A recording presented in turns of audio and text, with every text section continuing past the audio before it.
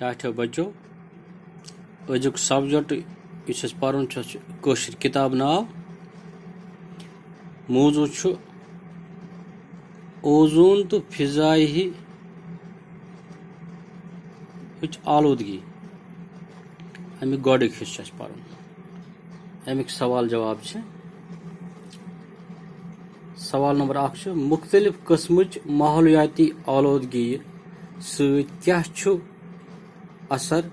जू जोचन हज जिंदगी पे पेवान अमिक जवाब इंसान तो बेन जू जोचन माहौलियाती आलूदगी सरिया बुर असर पेवान मुख्तलिफ किस्मन हंदन बेमारियन मज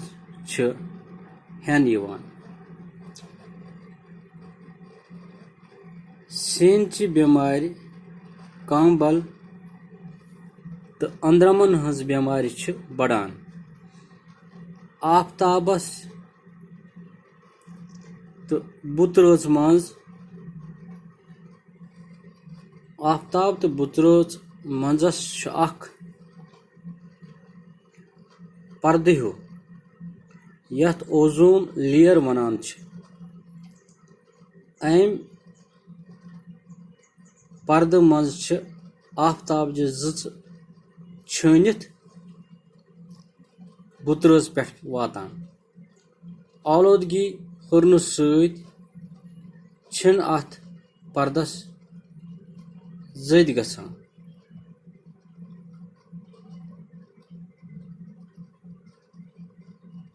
जद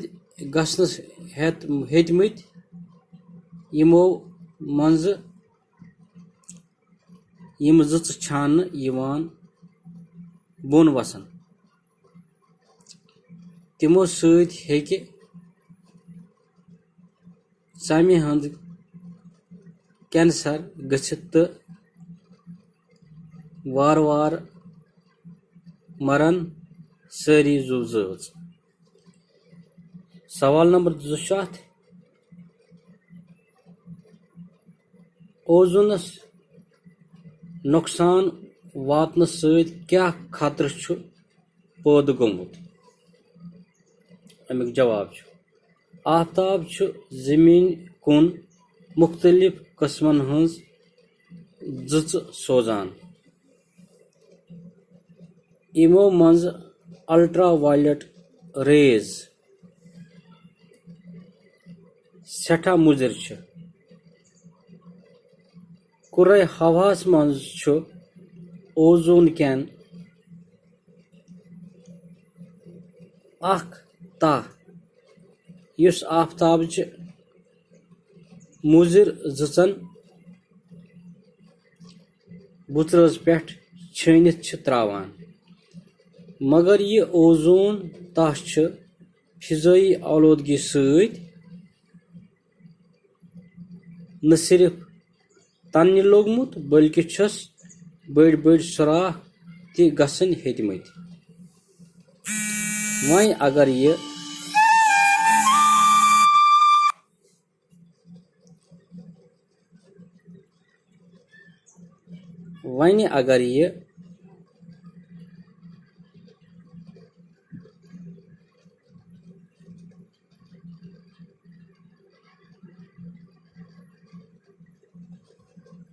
अगर ये